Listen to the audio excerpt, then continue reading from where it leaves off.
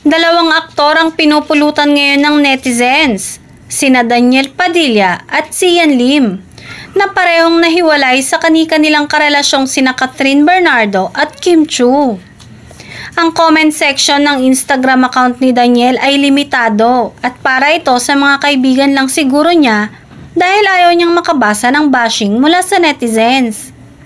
Siya kasi ang itinuturong may kasalanan kung bakit sila naghiwalay ni Catherine dahil sa umano'y third party. Si Sian naman ay irritable rin sa kanyang netizens dahil playing safe ang mga sagot niya kung anong dahilan ng hiwalayan nila ni Kim. Ang laging dahilan ng aktor ay baka may purpose si God kaya sila naghiwalay at kung ano-ano pa. Nabanggit pang hindi raw siya bothered sa bashings dahil mas pinagtutuunan nito ang kanyang craft.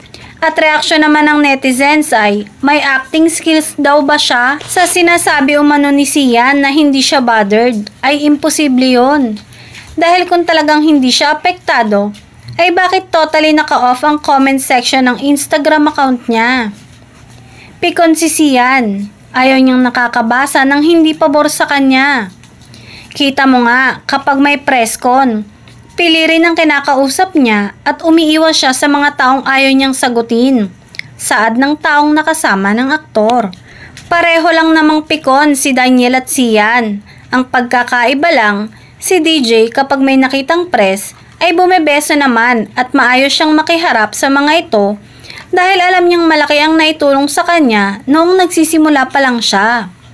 Si Sian daw ay parang hindi naman yata ito marunong mag-look back sa mga taong nakatulong sa kanya nung nagsisimula pa lang siya sa showbiz dahil lahat ay tinatabla niya.